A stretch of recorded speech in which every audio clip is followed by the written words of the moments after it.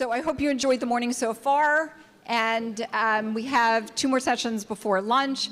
Very exciting to be moderating this panel, which is the Plan Sponsor View, Supporting Employee Decision-Making and Benefits Discoverability. And you'll hear a little bit more about what we mean by benefits discoverability in a moment.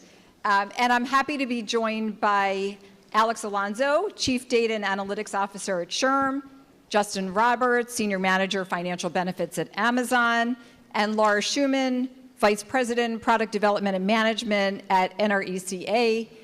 So we're excited to be here and share some thoughts with you.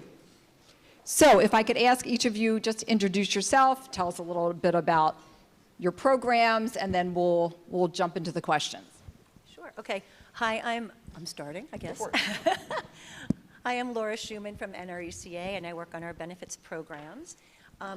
NRECA is a trade association of rural electric cooperatives across the country in 48 states. There's about 1,000 of them that are members of NRECA, and we provide, one of the things that we do, our mission is to provide accessible, affordable, high-quality benefits to these relatively small employers. For the most part, on average, the employer size is 50 to 60 employees. So we, our mission is to help them access benefits in an affordable way. We provide multiple, or MEPs, multiple employer plans, and for DB, DC, and group healthcare, group programs. And I think I probably will talk more about our financial education services as we get into the next question. Okay, thank you. I'm Alex Alonso. I am the Chief Data and Analytics Officer at the Society for Human Resource Management, which is the world's largest association dedicated to human resource management and elevating HR. I think relatively well known amongst this audience. In my remit, one of the things that I'm focused on is trying to understand how it is that organizations actually leverage benefits. More importantly, we track every year what it is that they are doing to inform their workforces about the benefits that they have, and specifically to help them overcome many of the issues that they suffer from when it comes to participation or low participation in a lot of the programs. I think we'll talk a little bit more about what we find in our data here, but I might also be, I'll leave you all with a fun fact, I might be the only person that ever started their career as an organizational psychologist by having been a skip tracer. And if you don't know what a skip tracer is, I will explain it later.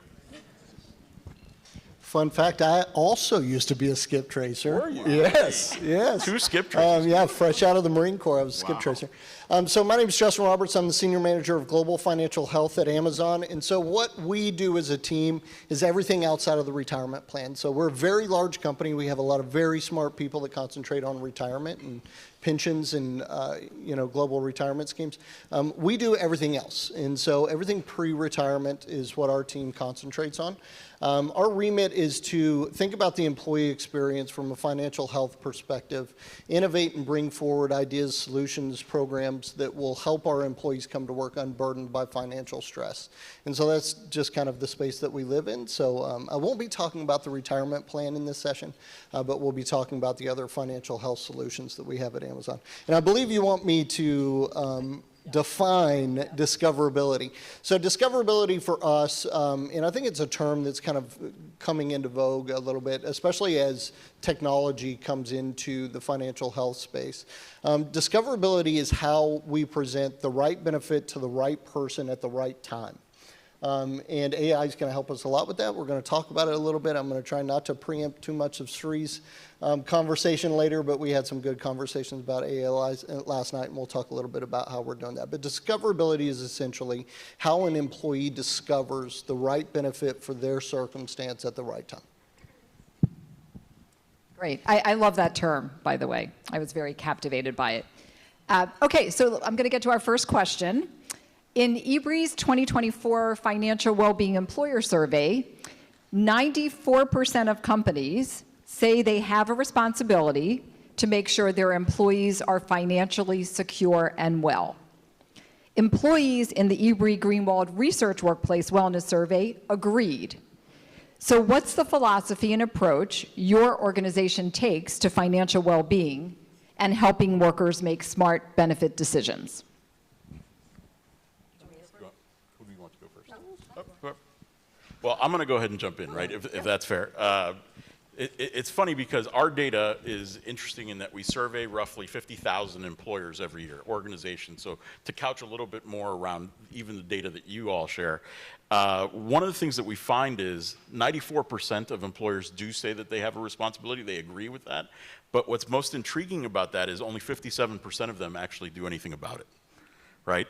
And it's fascinating because when you look at what they do, what they offer, the intent is there, but we have a scenario of cognitive dissonance where the action doesn't meet the intent. And when asked why, many of them actually speak to the notion of it's too lost. Participation isn't there. People don't need this. They feel like this is beyond even what their workforces are thinking about. And what's fascinating is we poll workforces as well, and we poll 33,000 working Americans working American households every week.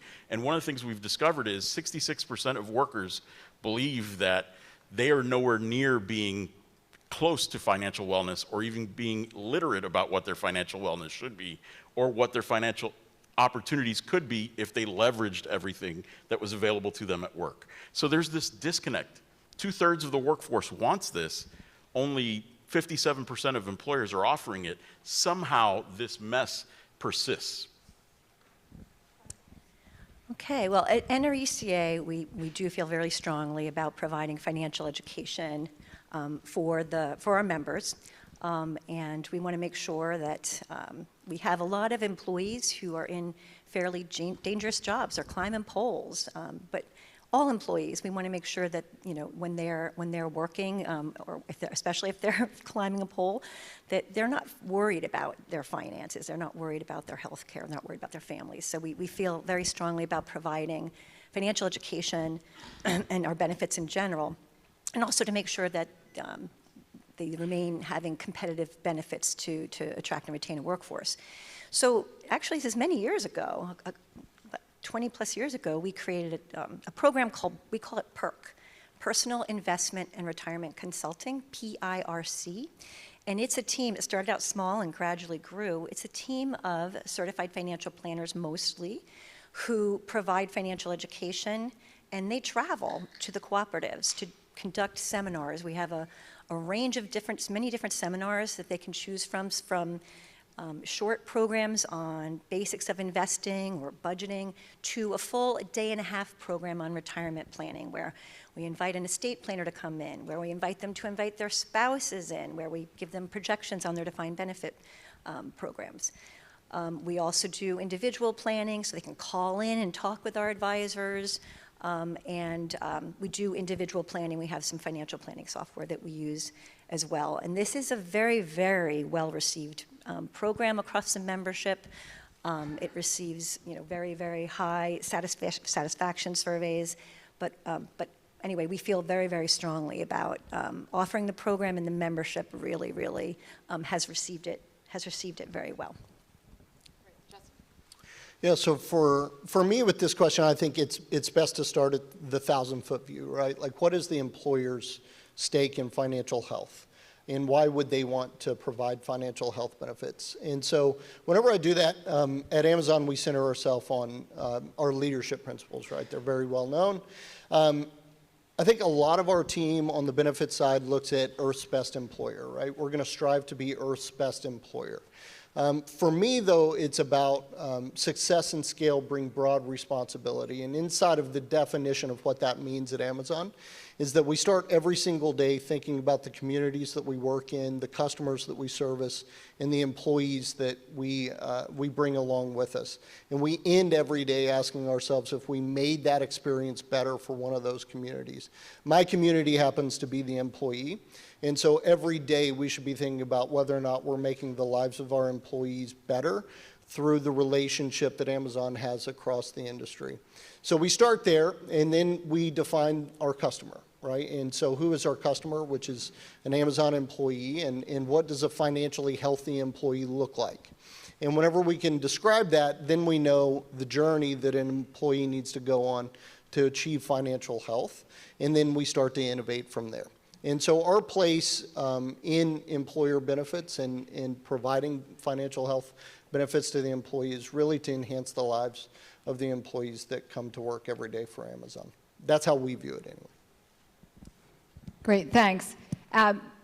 So it sounds like there's agreement about the employer responsibility. Perhaps, Alex, to your point, not everyone's doing it, but everyone kind of believes it.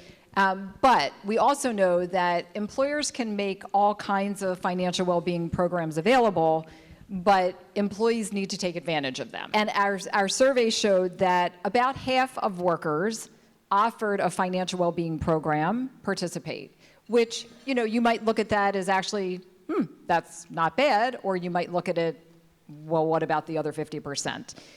So curious, what take-up do you see with the programs that you offer, and what barriers do we still need to overcome to ensure more employees take advantage of the programs offered? All right, well, at NRECA, we see very, very high demand for our perk services. Last year, we went out and did 325 seminars across the country, or visited 325 co-ops. The year fills up very, very quickly. Thousands and thousands of people call in to talk, I mean, not that, yes.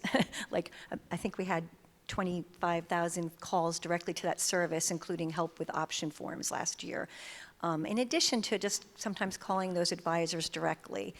So we see high demand, high utilization. We see lower utilization, however, on our online tools. While we see people accessing information about their 401k plan online, we have a suite of tools and planning tools, and we don't really see that taking off.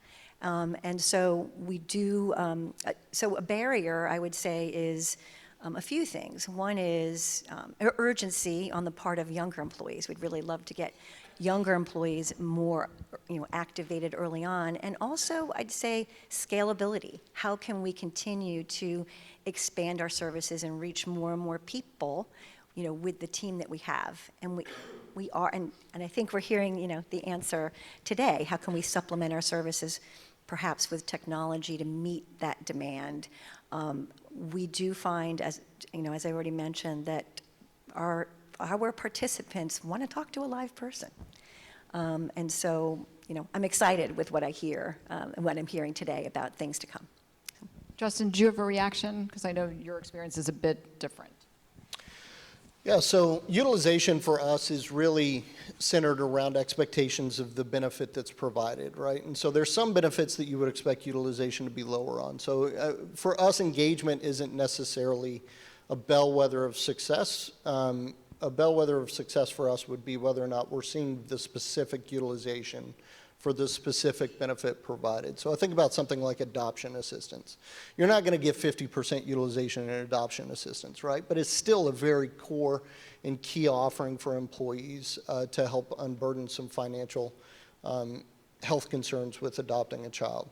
I think about things like coaching services, and those should be more broadly adopted, and we are seeing that. But what we have found is that, it's not any one thing, it's all the things.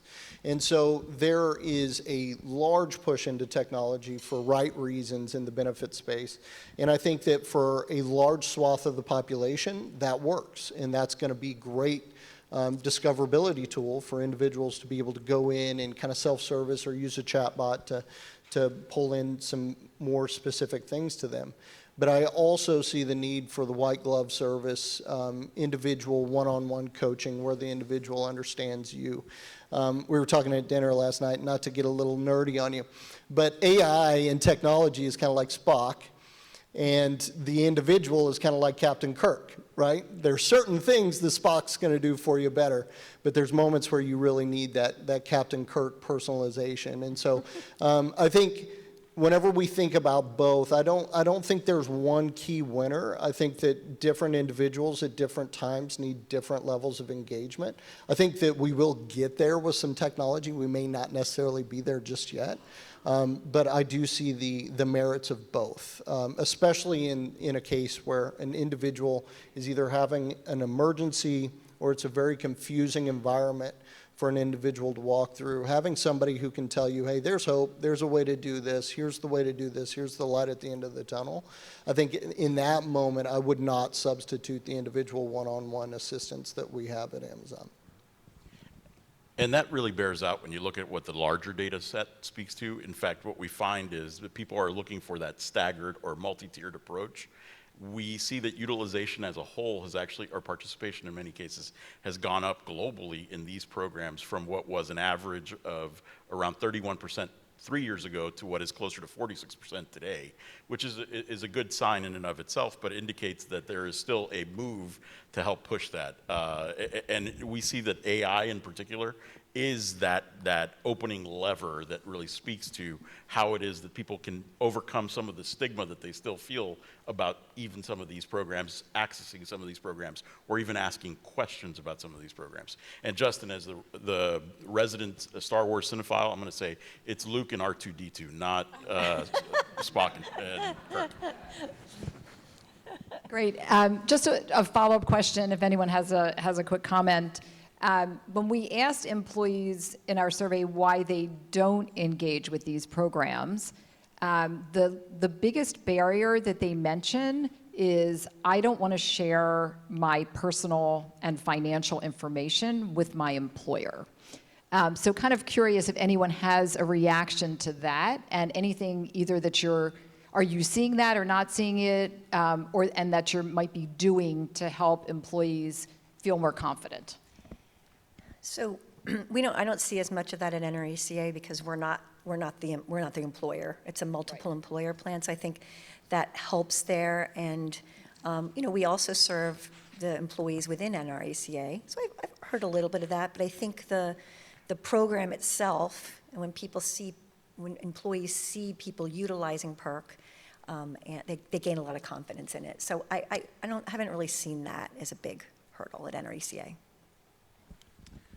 The only thing I'd add is, so in looking at our data, what stands out from questions that deal specifically with this notion, it's not so much the privacy issue that we see really being a factor as much as people don't want to share the questions that they are asking for fear that it indicates some state of non-well-being or non-wellness. And so, or worse yet, in many cases, we've even seen some open questions here or comments where people say, I don't want to look like I'm not intelligent when I'm asking these questions. And so we still see that being a barrier with these types of offerings. Yeah, I think we've thought through this quite a bit as we integrate technology. I think there's really a couple of things that you can do with this, and we have internal conversations around, what are employees comfortable sharing with their employer. One of which is anytime that you're using technology, allow an opt-in function for employees. So don't default to all of their data is available at the chatbot, right? Would you like us to utilize some of your data to create this customized thing for you? The second piece is that our partnerships are really valuable in this space to us. And so we have, Brightside Financial Coaching, we have Fidelity Financial Coaches. We make sure that the ingress to them is at least at an arm's distance away, and that we promote the confidentiality of those conversations in that ingress moment, where they know, hey, anything you say to your coach is going to be between you and your coach and would not be shared back with your employer. And then holding very strong to the privacy agreements that we have with ourselves and our employees, and not crossing that line. And sometimes it means that you don't integrate as deeply with some of your partners, just to hold that privacy and confidentiality line. Oh, that's great. So want to switch, just keep moving forward. So helping employees with financial well-being isn't just a nice to have, it makes business sense. And we found that about 75% of workers say that just thinking about their financial future makes them feel stressed. 50% saying that saving enough for retirement causes them the most stress. Emergency savings, paying monthly bills, and current level of debt aren't far behind. And then 45% of workers say worrying about their finances actually distracts them from work. And I think to your point, Laura, about people on polls, not what you want them thinking about. But employers also want to make sure that the programs that they're offering are delivering results. So in our survey, organizations looked at improved employee satisfaction, improved productivity, although that's hard to measure, as measures of success. So what are you all seeing? Are you actually seeing improved employee decision-making? How do you all measure the success of the programs you offer? And Alex, curious in the broader universe as well. Sure, I'll jump in a little bit with the broader view. When you look at our data, one of the things that stands out is people are still struggling financially, right? And I hate to boil it down to that point, but what we find is 63% of working Americans admit that they cannot survive without employment and without a paycheck for more than 6 weeks. For more than 6 weeks. And the next thing that gives them greater pause and or fear down the line in terms of their financial wellness is, how will I survive once I am retired?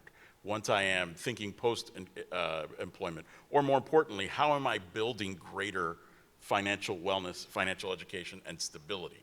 And we see that coming up over and over again in our data. It existed before COVID, and it continues to persist and still grow even after COVID. The reason I raise that is, these are the things that people are balancing when they think about all these various issues as it relates to these kind of benefits that are available, and many people choose to ignore the situation. And in reality, what we find is people who don't ignore it actually take that first step of even inquiring. They immediately de-stress and admit that they are finding themselves much more productive in the workplace. That they're not thinking or bringing this additional baggage into the workplace. So much so that they admit that they are 43% more productive, just because they have had the opportunity to inquire about their financial status and what it is that's going on. More importantly, taking advantage of services and recognizing that their employer has actually put things in place to help them think about these issues. When they have an employer that does that, they are 3 times more likely to stay with that employer. 3 times more likely than actually looking for more money and jumping elsewhere. So those are the dynamics at play in a person's mind, and I wonder how that plays out in employer settings. Justin, do you want to go? Yeah, so whenever we're thinking about outcomes, we think about outcomes from a programmatic perspective. And so, we ask different, this is a very deep topic. So I think in the beginning, it's, is the program that you have in place achieving the desired outcome for the employee, right? That's where we start. So we have emergency savings accounts, just as an example.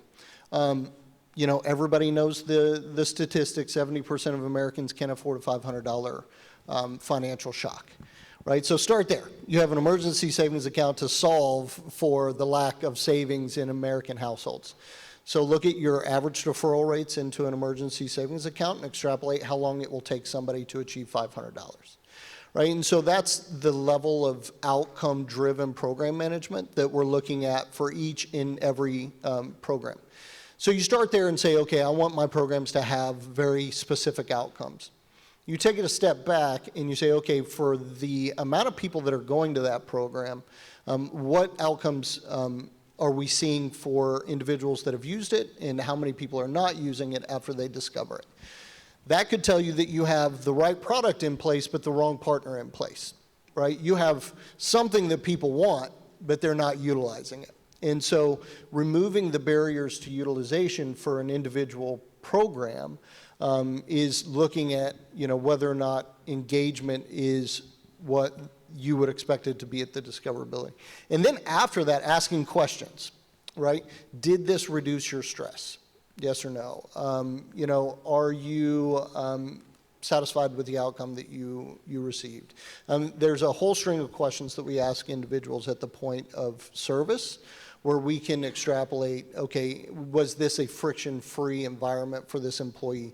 Did they get what they thought they were going to get out of this individual program? And then are we seeing that borne out from the reports that we get from the provider? So that's the employee perspective.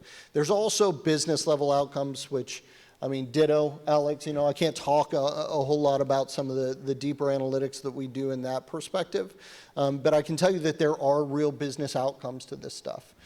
Employees will tell you that there are real business outcomes in their own lives from these types of programs. And so it kind of depends on your industry in what the business outcome may look like for you, but I think it starts with the conversation with the employee. What are they needing? What are they looking for and not getting from your programs and your benefits platforms? And then starting there and just measuring, right, are the things that I want to see actually happening. Okay, at NRECA, I mean, a little bit of a different perspective as a multiple employer plan, the things we're looking at. One of the things we measure is we look at our plan participation in our 401k plan. We have 95% of eligible employees with an account balance and 91% are contributing their own money, and we do not have auto enroll and auto escalate. So that certainly PERC probably plays a role in that, but there's a lot of other, the benefits administrators at the co-ops and the field reps that we have out there as well, and just education. But we're pleased with that. The average account balance is $210,000 as of the end of the year. We have post-call surveys that employees take when they're done with a PERC call. I know our PERC reps were a little nervous when we implemented that a couple of years ago, but it's been really great because we're seeing 98% satisfaction. So employees that use it really, really like it. We also poll our benefits administrators at the co-ops and ask, what services do you like the most? I mean, we have questions about our benefits programs, but also our services and training, and PERC always rates #1. So we're really excited about those results. I think some other decision-making changes that we've seen over time is we have a defined benefit program where an option is also to take your money as a lump sum when you separate. And in 2010, almost 95% of our participants were taking their money as a lump sum. And while a lump sum might be a good decision for a lot of people, it's probably not the right decision for 95% of those who separate from service. And so we really wanted to make sure people were aware of all of their distribution options, not just let's do what my friend did at the co-op. And so we have taken, we've done a lot of education. We've done some product enhancements as well. So over time, that's now not 95%, that's under 80% that take lump sums. And if you're age 62 or older, and you're leaving at retirement age, it's 65%. So we think we've made some progress there just in doing some good education. And I'll say we also look at the asset allocation of our participants. We're seeing high utilization of target date funds, but for those who are not using target date funds, we want to see how they're allocating their assets. So we see that over time, or in the earlier years, they have a higher allocation to equities, and we do see that they gradually shift over time. So that's something we monitor. That's something we find encouraging. They're a little higher typically in the equity allocation, but most of them do also have an active defined benefit plan. So those are just some of the things that we continue to monitor and look at. No, that's great. There's some great measures all across. So I have one more question for the panel, and then we'll open it up for your questions. So our eBreach survey showed that over the last 12 months, the highest increase in employee engagement with financial well-being and decision support programs were emergency savings programs, to your point, and personalized financial coaching. So those were the top two. The next was college savings accounts and student loans. So those are the top 4. What I'd love to ask each of you is, as you look forward to, say, the next 12 to 24 months, what do you think these programs, these 4, will continue to be the focus for employees in terms of level of engagement? Or do you think, given the current environment, a lot of the things we talked about this morning, what other programs might become more of a focus for employees? Want me to start? So again, we're always a little bit different at NRECA. While we always talk about the need for emergency savings in everything that we do, and while we can help, we provide education on saving for college and student debt, it's not been the number one, we're not seeing that as the top need. And when we survey our advisory groups, we meet with groups of benefits professionals in our membership, it's not the top priority. So it's kind of interesting that we're not seeing that.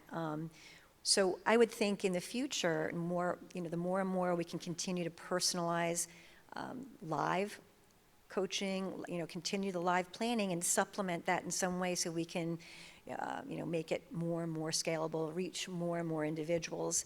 I see that being a great help in the future. One thing that we do see when we poll our membership is interest in long-term care needs. And so we talk about that when our planners meet with individuals, but we're also just evaluating different programs that we might be able to offer our membership in that area. We see, and just if you were to look at the data that we have, the intent to add benefits or to continue growing a selection of benefits in particular around this space is really the personalized financial coaching. I think that is where we see that growing specifically. And what we see is many are also intending to do a staggered or tiered approach that allows for an automated or AI-generated kind of layer of coaching. So we call this kind of an AI plus HI, artificial intelligence plus human intelligence, really delivering the best results for the workers. And it seems to have latched on, in particular in this case, with employers and what their intent to offer really looks like. So I think if I look around the industry, it's more, right? More of the emergency savings accounts, more of the financial coaching. Those are foundational things for employees.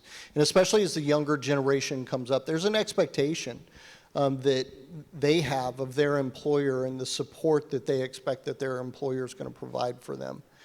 So ESAs may not be the most flashy topic, emergency savings. But it's one of those things that you just don't know how impactful it is until you see individuals utilize it. And so Rodney and I were talking at dinner last night about different education sessions that we've been to. You would be shocked the number of employees around the country that believe that they can't open a savings account for themselves because the financial industry has excluded them from so many other things that they don't believe that a banking solution is something that's available to them. As an employer offering an emergency savings account that can be paycheck deducted, to me is foundational. So I think more of the foundational things. If I look at what else is coming through, 529 plans, state legislation is going around for 529 plans for employers. I think we'll see more and more of that. I think that's a very interesting space. Housing types of programs, so home purchase programs, housing assistance types of programs I think are starting to bubble up. And then, student loan programs, depending on the type of employer you are, can be very impactful as well. But the coaching and the ESA, I don't think are going to go away anytime soon. And are you seeing anything on long-term care, interest in long-term care? Yeah. So long-term care for us, I mean, we're obviously, based out of Washington State, and they were the first to get through some legislation on long-term care, and that kind of rung our bell a little bit from a benefits perspective that, hey, this is something we really need to look at and dive into. And so we've looked at long-term care very closely and come up with what our solution is at present moment for long-term care, and we're very excited to see how long-term care develops in the industry. I think it's only a positive for working families to have that level of coverage through their employer. Great. Well, thank you. I want to open it up now to your questions. Yeah. And then Rodney, we'll get you next.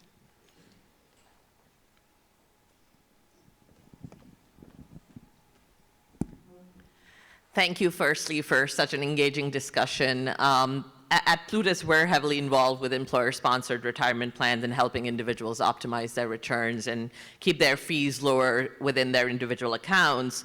We have worked with members of SHRM doing our rounds, providing bites of financial literacy and retirement planning because we really think they're sort of the key conduits in this process.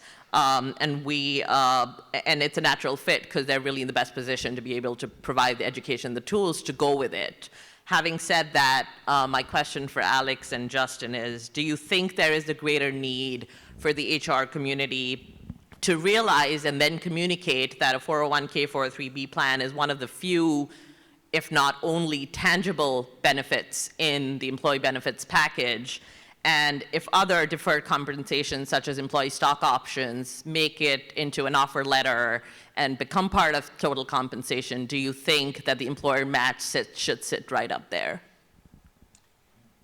Far be it for me to opine on some of those things, right? I mean, to speak for the entire HR profession on whether that should be there or not. What I would highlight is I find that many of the issues that we run into with the HR profession as a whole are really a matter of education themselves, right? And so actually offering the kind of education needed to push them to the point where they can leverage this on behalf of their workforces is still remains a barrier. I will never deny that, and that's not to besmirch the HR profession in any way, but there is still that growing need. And there's been this schism, if you were to look at the HR generalist community, where about 1/10 of that generalist community is really the benefits administrator, but the skills that exist there are dwindling away from that very education you're talking about. And some of it is because of the diversified kind of offerings that exist out there, but there is that almost reigniting that needs to happen to allow for that learning to happen. I don't think I could add anything better than that. In a survey that we did 4 years ago, and Alonzo, you're probably familiar with it, Morgan Stanley worked it with SHRM on financial wellness benefits. One of the things that we found is, and you've mentioned it, you've all mentioned it, is personalization and employees wanting personalization when it comes to financial wellness benefits.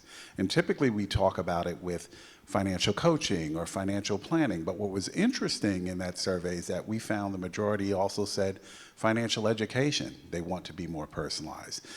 Even equity compensation, many of them, 4 out of 10, said they wanted equity compensation, whether it's part of their compensation or through an employee stock purchase plan, to be better personalized. What are some best practices when looking at the range of financial wellness benefits and implementing some of that personalization? So I'll jump in, and thank you, Rodney, for mentioning that. I obviously thank you for having been a partner on that study. I still remember we were next to each other dueling in sessions at our annual conference that year in Las Vegas. One of the things that strikes me is not enough is done from the employer perspective on trying to understand what personalization of employee experience really means, and especially as it relates to compensation. So little data is actually captured for the unlocking of personalization when it comes to employees and the employee community or the workforce that it lives in your organization. The other thing that I think is particularly critical is aligning yourself with a brokerage or with a specific organization that allows you to really think about broadly what are the things that are possible and trying to understand what the art of the possible is when thinking about personalization. Most organizations don't even think about doing a personalized survey or a personalization survey of their workforce, but it's actually something that's growing when it comes to these types of offerings, and specifically thinking about generally the employee experience. That would be the first step that I'd always advocate for, but then the other thing is to think about what is the art of the possible and thinking broadly about that. Yeah, so I think, Rodney, that's a good topic for right now, right? I think, whenever I came into the industry, we talked about generations. How do you reach a baby boomer? How do you reach a Gen X millennial? I think now we're going to be free to say, how do we reach Rodney? And what does that mean to him and his personal circumstances? I think we're very close. I think that we're missing some key pieces, and this is my personal view, probably not an Amazon view, but I think we're missing some very key pieces, one of which is relevant education that's evergreen. That's very hard to come by. Content is very hard to come by that's relevant for the individual, and I think that's a space that's ripe for some innovation. Another piece is, how do you deal with hallucinations right now in AI technology from an individual financial coaching perspective, right? What happens whenever the automation gives you the wrong information and you act? that is something that I think we're going to have to overcome before we see that hyper-personalization really take off. And I think it's a bit of a barrier. Right now, what we can say is, hey, Rodney, we've seen you've had a child.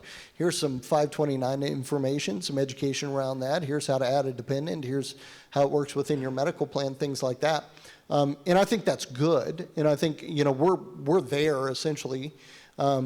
But I think we're about to see it take a next step of, we know that Justin likes to be dealt with in X, Y, and Z way. And so this is the best time to push Justin information. This is the type of benefit he's comfortable with. This is the type of information he's comfortable sharing. And so here's how we're going to engage with this individual. And so I think it's a very interesting time. I don't think we're there quite yet because we're missing some pieces. But I'm very excited to see what the people in this room do with the AI that's going to be available in short order. And I can't add anything to that. Thank you. We have time for one more question.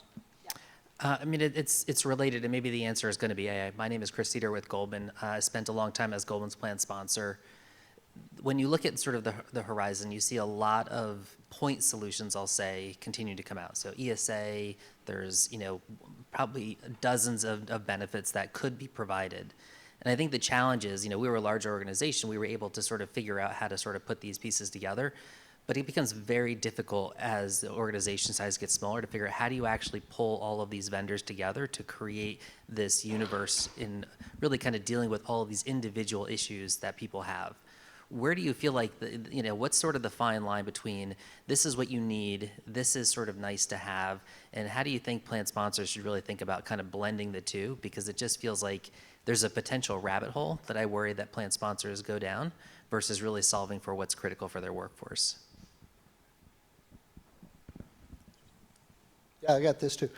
So large employer to large employer, it is very easy, right, to find the point solutions that work for your group because large headcount, a lot of people want to deal with you. And this is my personal view, not Amazon's view. But I think there are organizations that are well positioned to solution for the mid and small size employer.